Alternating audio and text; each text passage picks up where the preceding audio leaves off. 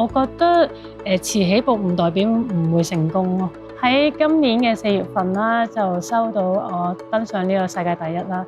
世一對我嘅特別意義就追溯翻呢咁多年嚟嘅運動員生涯啦。我覺得所有嘅犧牲同埋付出都係值得咯。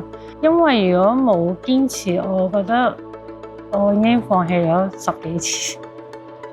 我係江麗麗，我係香港跆拳道運動員。跆拳道咧係有2個項目嘅，第一個項目咧就係個個都會覺得會刺激啲啦，同埋會係精彩啲嘅、緊張啲嘅，就係搏擊啦。咁品勢咧就係講求呢個美感啦、節奏啦同埋力量嘅。我都係由16歲先開始我嘅跆拳道生涯。喺我啱啱接觸呢個跆拳道嘅時候咧，主要咧都係練習搏擊。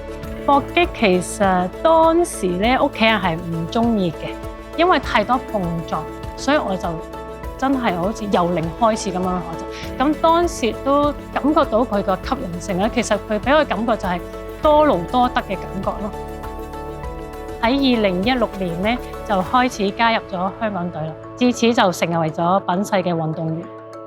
形容自己追夢嘅旅程都係努力啦，主要時間都係喺工作同埋訓練，所以係冇咗私人時間啦。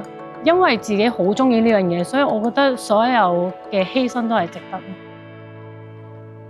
最辛苦嘅係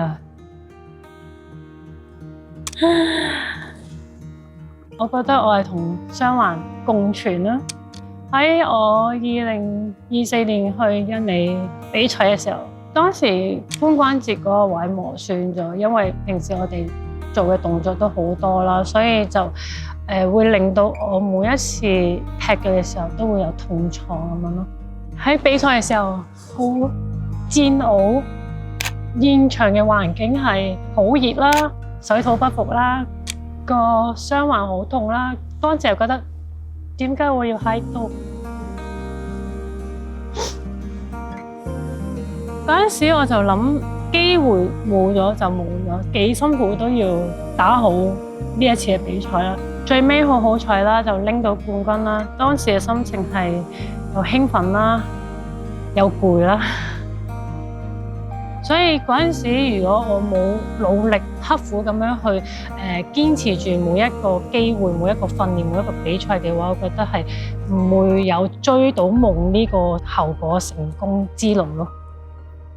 排名40幾嘅時候係疫情之後嘅比賽啦。咁當時好彩啦，攞到一個銀牌啦。我嘅目標係更加高啦，當然係世界第一啦。喺今年嘅4月份啦，就收到我登上呢個世界第一啦。當時係好深刻嘅感覺，就係因為啱啱睇完物理治療啦，其實隻腳就好痛嘅，電話不停震啦，即係收到好多朋友啊、屋企人嘅祝福。當刻就覺得哇，好搞笑啊！世一喺條街度趌下咁樣，又要望住條長樓梯，唔知點樣行上去，個心情係幾搞笑啊！我覺得。啱啱6月份都有個澳洲比賽嘅，咁我都好彩拎到2個冠軍啦。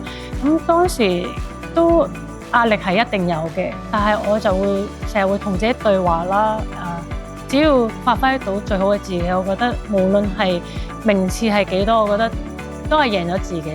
拎到世界第一唔單止係我自己嘅事啦，我希望係可以令到更加多嘅人去支持我哋跆拳道呢個項目，認識更多我哋香港跆拳道嘅運動員。